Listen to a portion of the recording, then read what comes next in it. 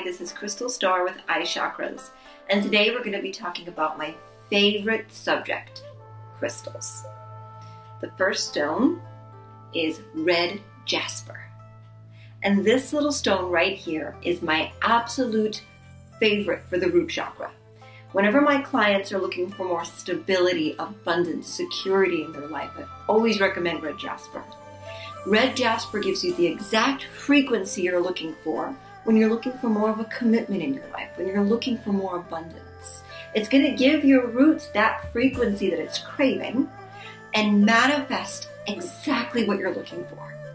So if you want to read about Red Jasper in my book, Enchanted Crystals, you're going to go to page 125 and you can read all about it here. It's going to give you a lot of good information.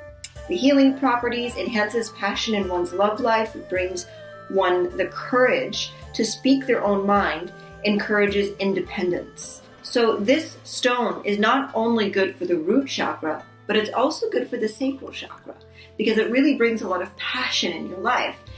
Of course, I usually recommend it for the roots, but if you really love Red Jasper and you just so happen to need energy for your root and your sacral, then this little guy right here would be perfect.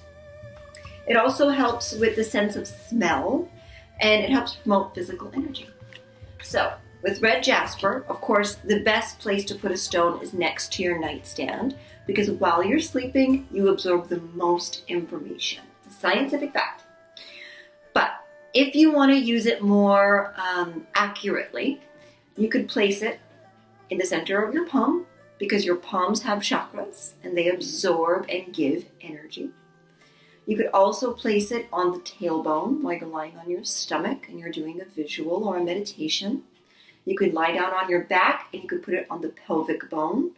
And you could just do some breathing exercises. Even if you just do it for 5 minutes before going to sleep, it would be amazing.